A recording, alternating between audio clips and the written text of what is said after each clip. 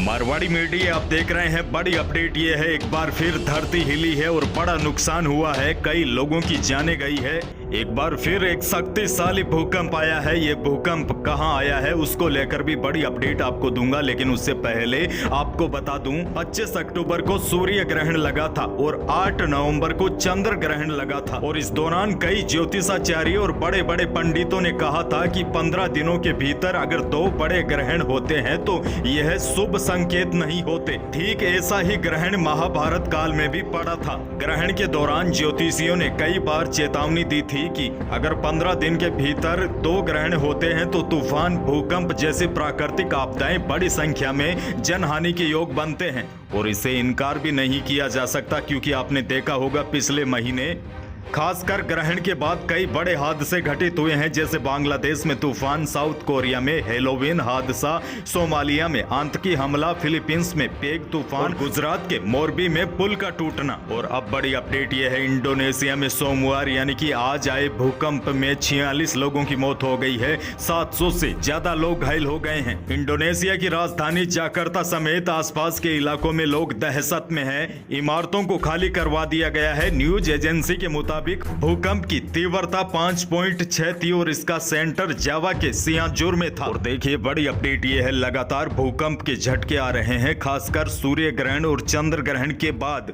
और आपको याद होगा अभी कुछ ही दिनों पहले नेपाल में भी एक बार फिर भूकंप के झटके महसूस किए गए थे, जिसका असर दिल्ली, एनसीआर समेत देश के कई हिस्सों में देखने को मिला था। और बड़ी बात यह है, भूकंप के झटके को लेकर आईआईटी कानपुर की रिसर्च में बड़ा खुलासा हुआ है। इसके अनुसार भारत के हिमालयन राज्यों में कभी भी भयावह भूकंप आ सकते हैं।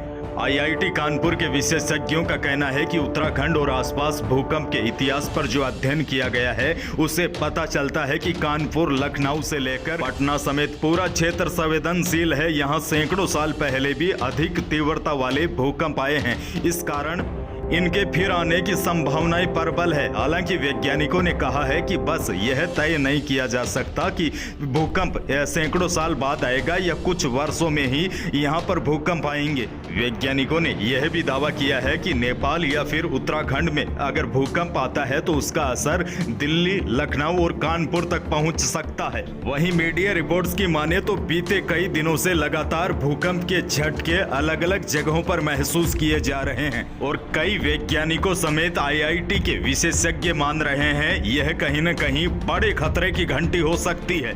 वहीं कई विशेषज्ञों का तो यह भी कहना है दिल्ली एनसीआर में भी कभी भी बड़ा भूकंप आ सकता है। हालांकि यह कब आएगा और कितना ताकतवर होगा इसकी सटीक भविष्यवाणी कर पाना मुश्किल होता है, इसीलिए जान और माल दोनों की हानि होती है। लेकिन आपको कुछ बातें बता दूं, भूकंप के दौरान हल्के झटके महसूस करते समय लोगों को खुली जगहों पर चले जाना चाहिए। यदि आप घर के बाहर हो और जहां पर पेड़ हो या फिर स्ट्रीट लाइट हो तथा बिजली, टेलीफोन आदि के तार है तो वहां से आपको दूर रहना चाहिए।